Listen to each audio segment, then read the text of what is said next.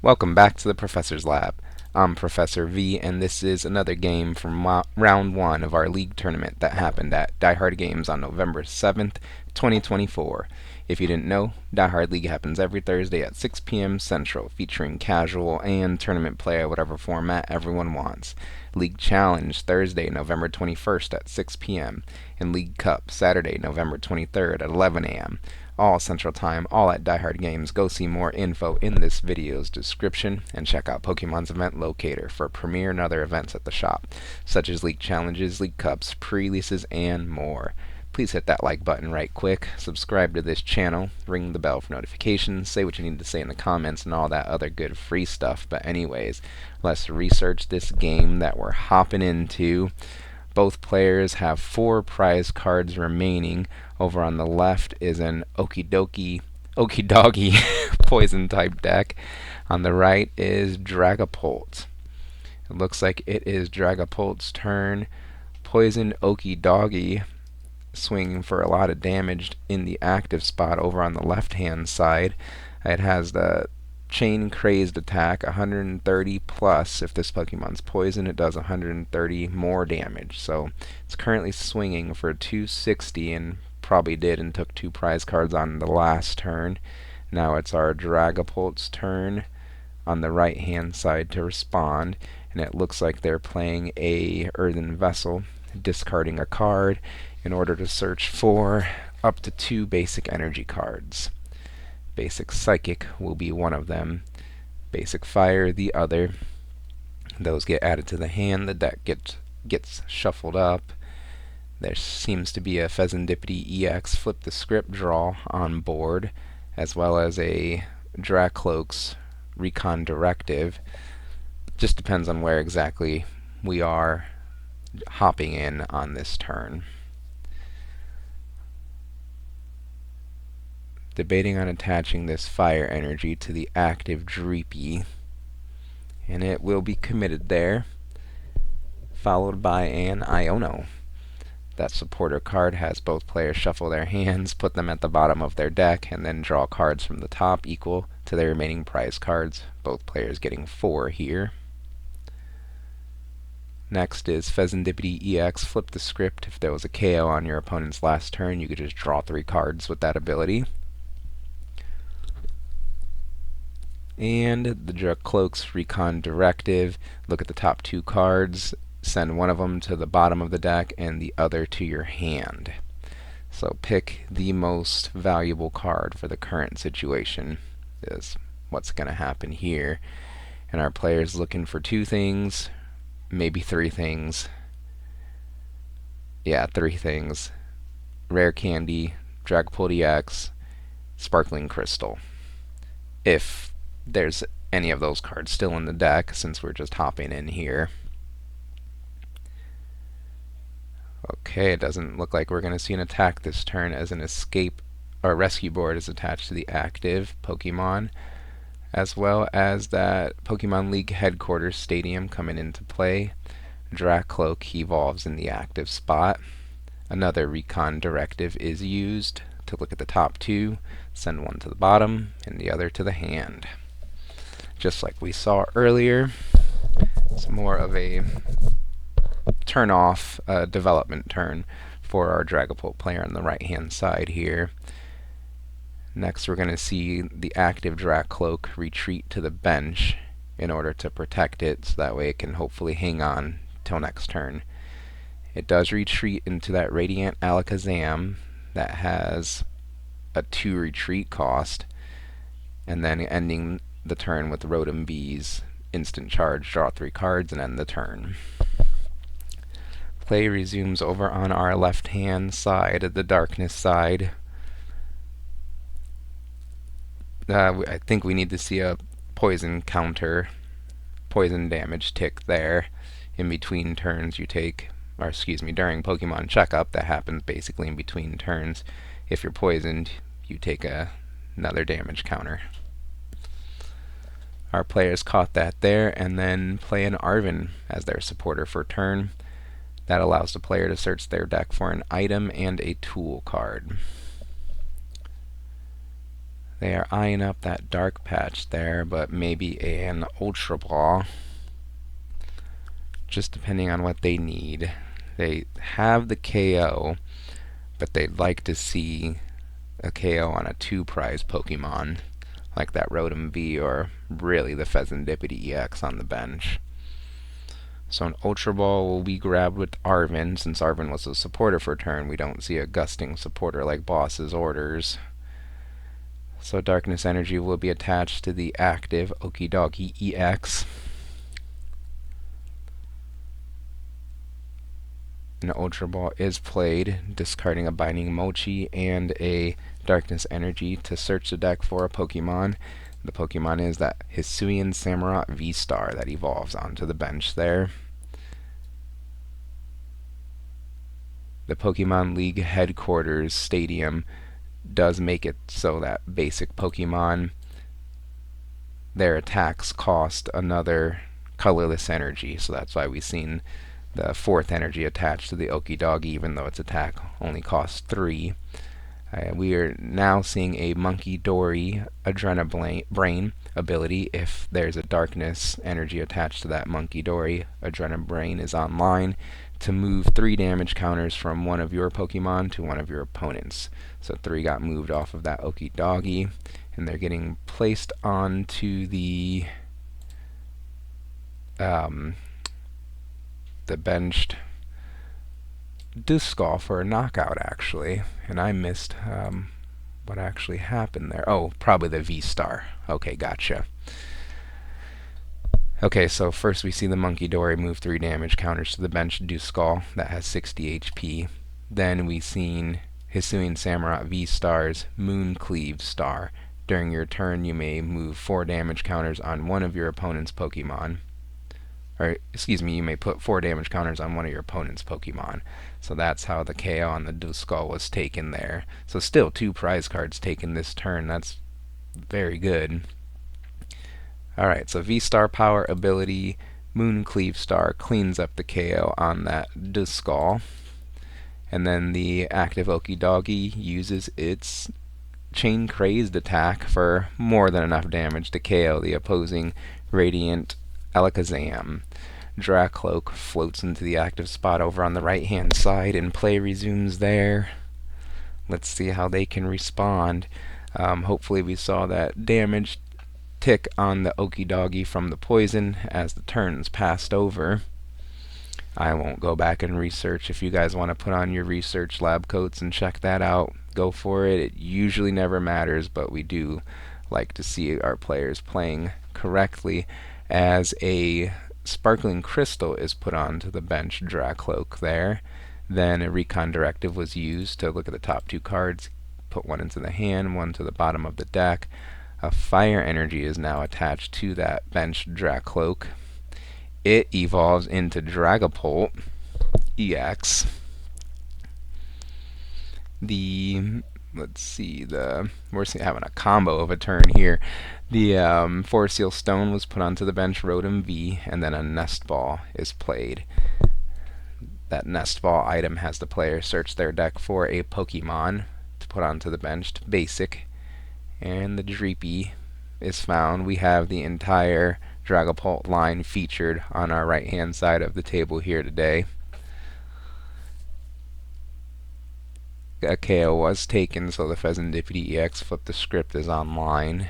We're definitely seeing a Dragapult attack this turn since the Sparkling Crystal is attached to it. And we're debating on playing a Lumineon V from hand, and it does connect, activating its Luminous Sign ability. When you play it from your hand to the bench, you may search your deck for a supporter card to put into your hand.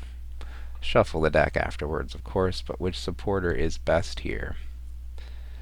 Potentially a Gusting supporter? Nope, Disruption supporter. Not sure what's all been played yet as we hopped into this game, but an Iono is found off of that Luminous Sign ability. Oh yeah, that's probably what our player wants to do, especially since the opponent has 2 prize cards remaining.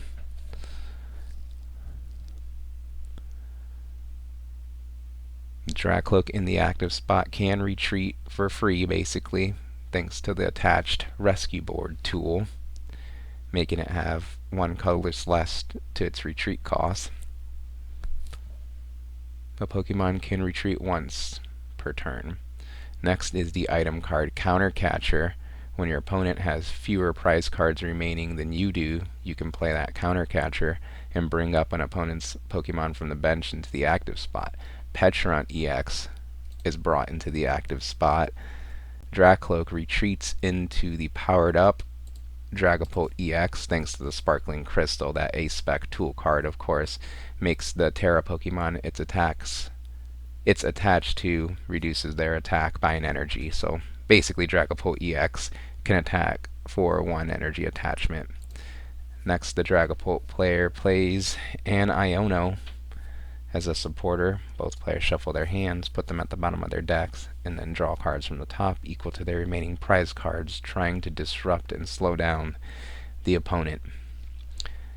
Is it time to attack with Phantom Dive? It seems so. 200 to the opposing active Pokemon, and then you may place 6 damage counters on the bench in any way you like. All of them are going to go onto the big Okie Doggy EX there. Tying the prizes up, and play resumes over on the left-hand side with Samurott V-Star in the active spot. Radiant Greninja is put into play, and its ability used, discarding an energy card, drawing 2 more cards. How can this Hisuian Samurott be powered up?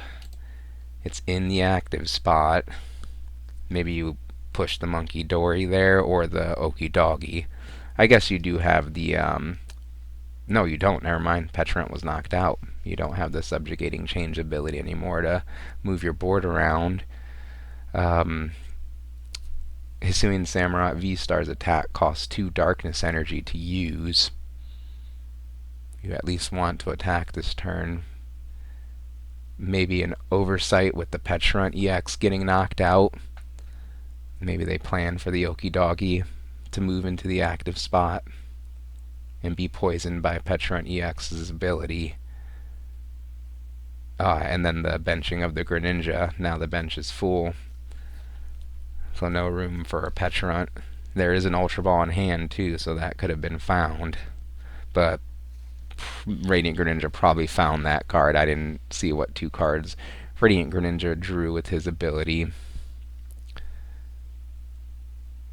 Either way, it looks like it's a turn off for our Darkness player on the left-hand side here. A turn off meaning no attack this turn. There's a Janine supporter in hand. Don't even know what it does and won't even look it up unless he plays it, but it doesn't look like there's anything else our player can do this turn. The V-Star power was used already. Moon Cleave Star. It's a good effect on that last turn, but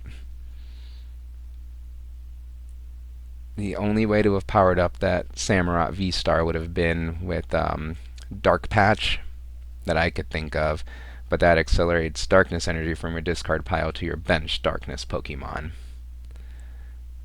So definitely that Okie Doggy should have been pushed. I'm curious. I'm gonna go back in time in the professor's lab today to see what that board was like a bit ago.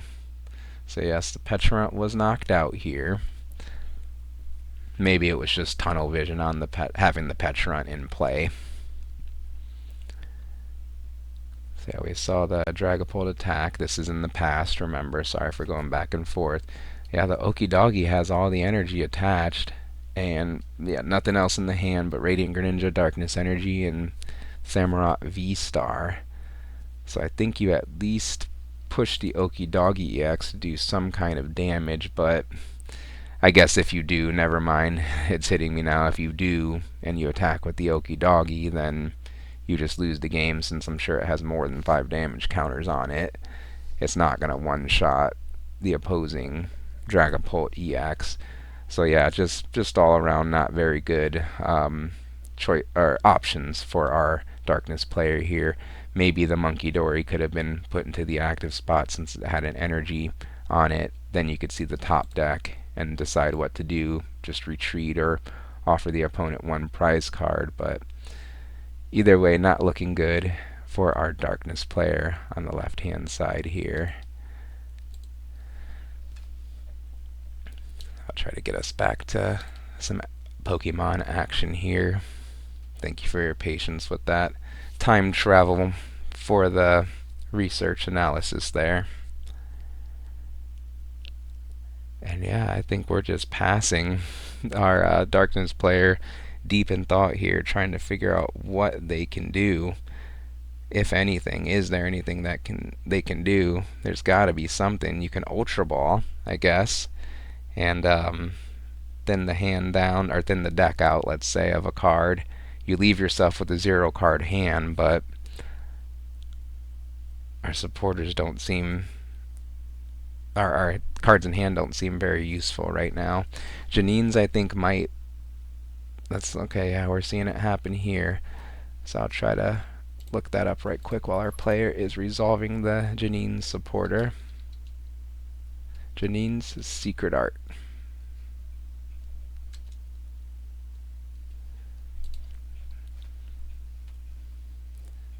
Okay, that's a way to accelerate energy. Choose up to 2 of your Darkness Pokemon. For each of those Pokemon, search your deck for a basic Darkness energy card and attach it to that Pokemon. Then shuffle your deck. If you attached energy to your active Pokemon in this way, it is now poisoned. Interesting. So we've seen the Janine's Secret Art here accelerate an energy to the active Pokemon only, I believe.